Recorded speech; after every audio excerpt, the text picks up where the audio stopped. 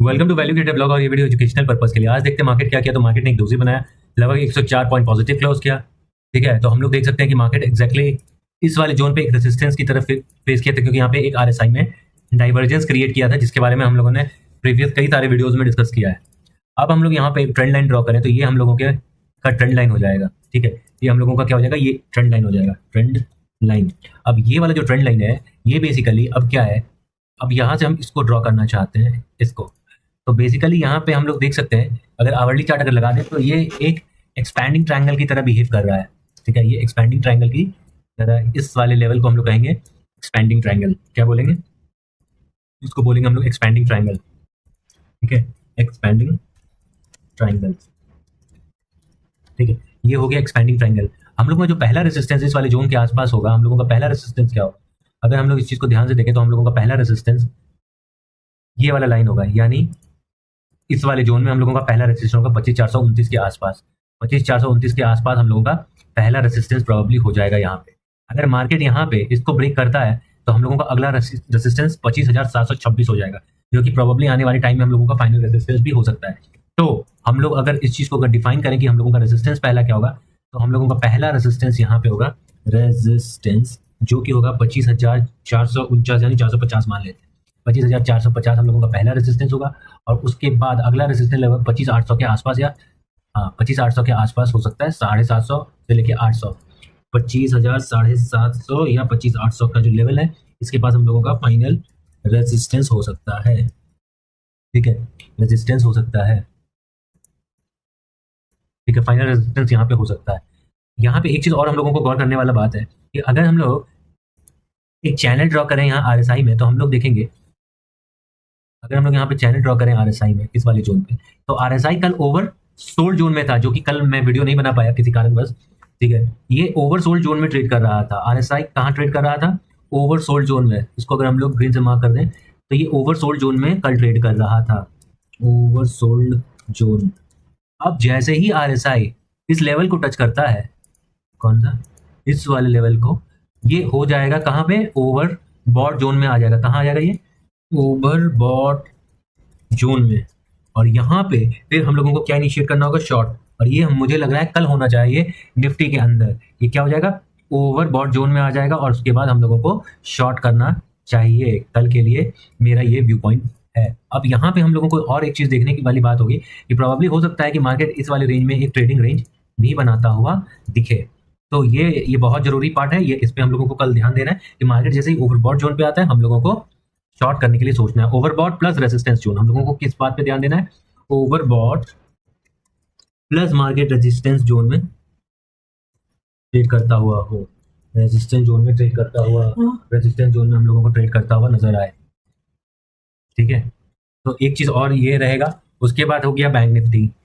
अब bank Nifty पे अगर हम लोग फोकस करें, अगर डेली चार्ट पे लगाएं, तो बैंक निफ्टी का सपोर्ट, स्ट्रॉन्ग सपोर्ट जोन कहाँ पे है, बैंक निफ्टी का स्ट्रॉन्ग सपोर्ट, ठीक है, स्ट्रॉन्ग सपोर्ट जोन कहाँ पे है बैंक निफ्टी का, 49565 ये स्ट्रॉन्ग सपोर्ट जोन है बैंक निफ्टी का।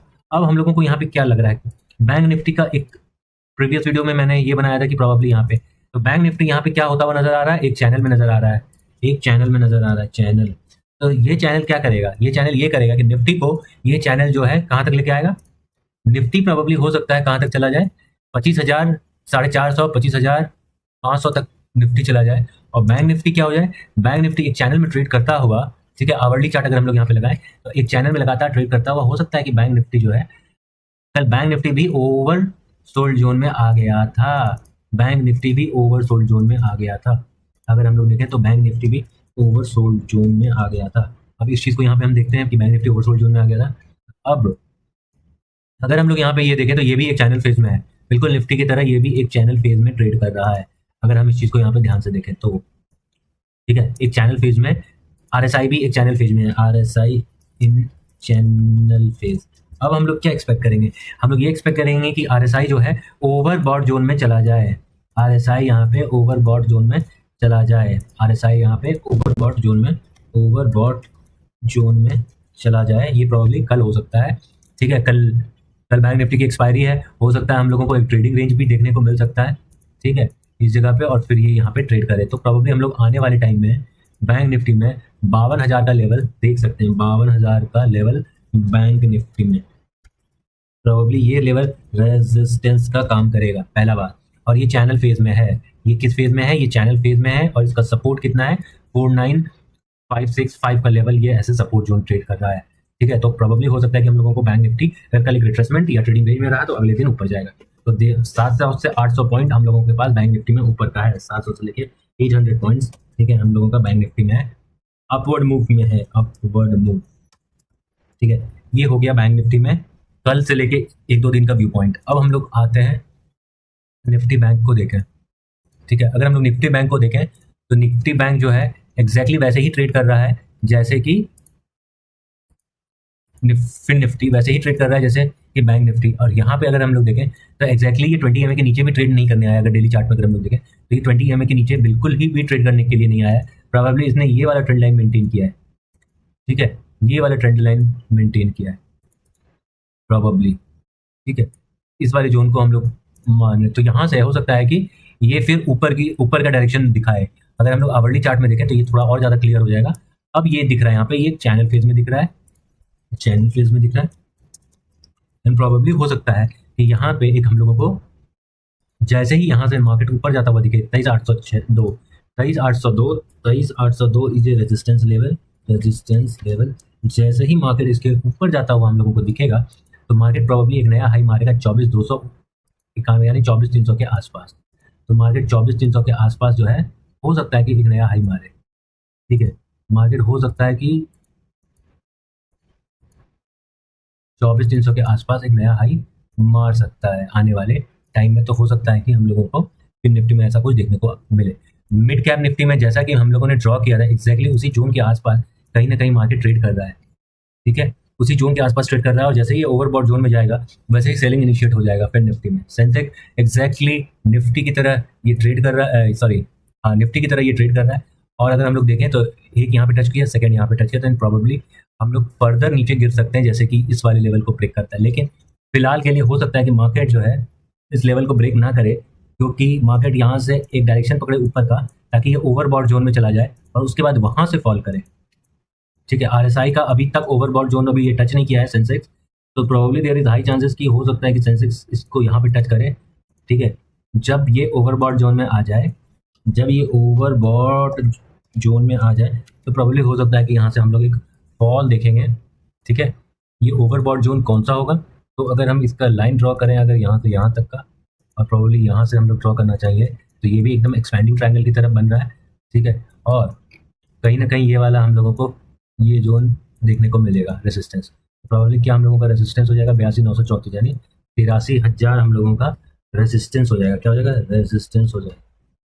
ठीक है, अब हम लोग यहाँ पे चलते हैं डाउ जोन्स में, देखते हैं कि डाउ जोन्स क्या कर रहा है।